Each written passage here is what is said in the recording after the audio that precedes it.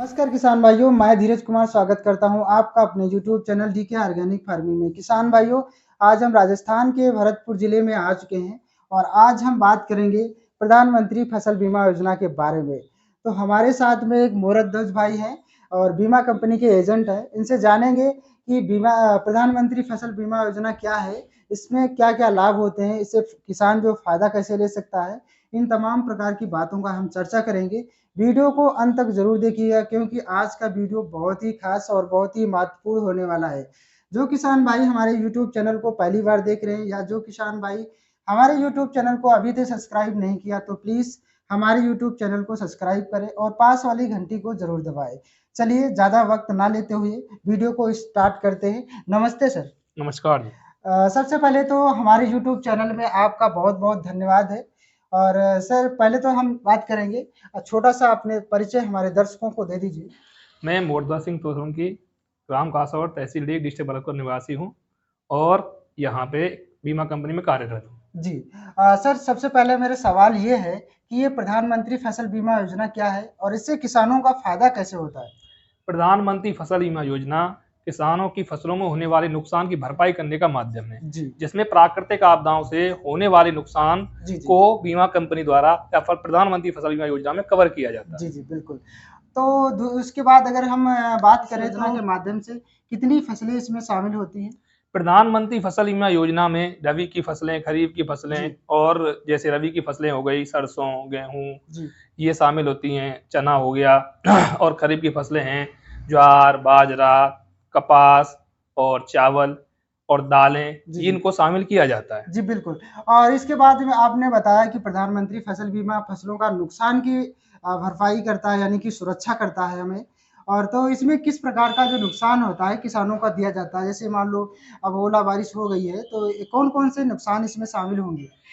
प्रधानमंत्री फसल बीमा योजना में फसल कटाई से लेके बुवाई तक के जो भी नुकसान है वो सारे कवर किए जाते हैं। जैसे कोई उदाहरण के साथ साथ कौन सा नुकसान इसमें? जैसे बेमौसम बारिश है, ओलावृष्टि है, चक्रवाती वर्षा है, ओलावृष्टि है, इन सभी को प्रधानमंत्री फसल बीमा योजना में कवर किया जाता है। ओके।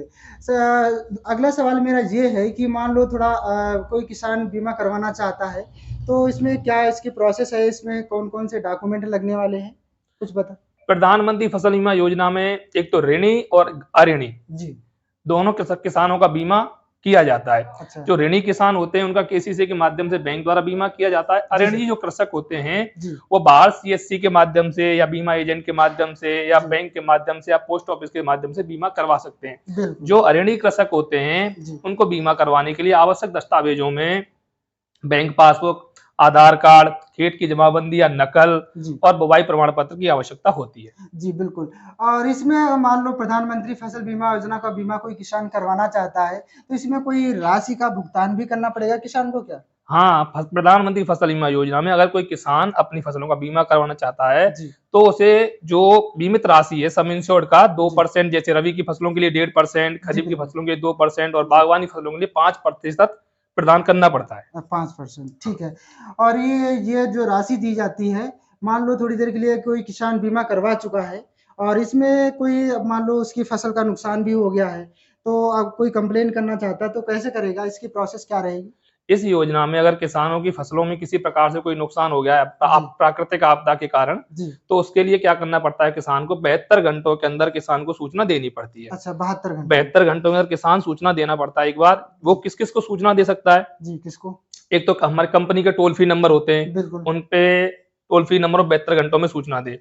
एक कृषि रक्षक पोर्टल है 1-444-7, उस पे सूचना दे सकता है। और एक क्रॉप इंश्योरेंस ऐप है, उसके माध्यम से किसान क्या है अपनी फसलों का नुकसान दर्ज करवा सकता है। या फिर संबंधित बैंक में चला जाए, कृषि कार्यालय में चला जाए या बीमा एजेंट से संपर्क करके अपने नुकसान की सूचना वहां पे दे सकता है। जी बिल्कुल।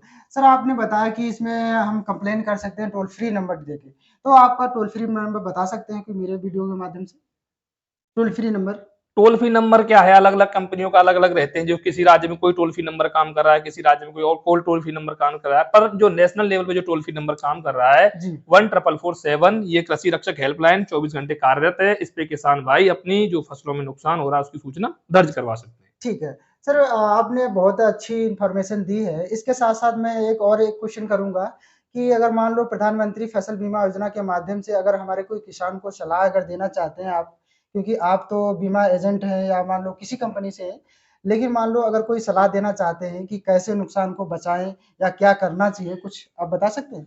प्रधानमंत्री फसल बीमा योजना में कृषकों को सीएससी के माध्यम से बीमा करवाने के लिए हम सलाह देते हैं, क्योंकि सीएससी के माध्यम से अगर बीमा करवाए किसान तो उसके साथ ही साथ उसे पॉलिसी मिलेगी और उसमें किसान की जो खेती है, खसरा नंबर इत्यादि का विवरण उसमें रहता है, जिससे वो समय रहते ही किसी प्राकृतिक आपदा आने पे टाइम से ही वो अपनी शिकायत समय से शिकायत दर्ज करवा सकता है और इस योजना का लाभ अपने लिए ले सकता है। जी बिल्कुल, बहुत बहुत धन्यवाद आपका।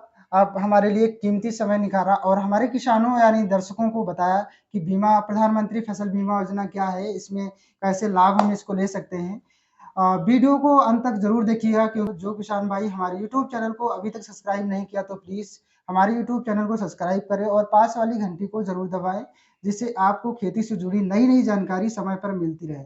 मिलते हैं एक अगली वीडियो में नई जानकारी के साथ, तब तक के लिए जय हिंद दोस्तों।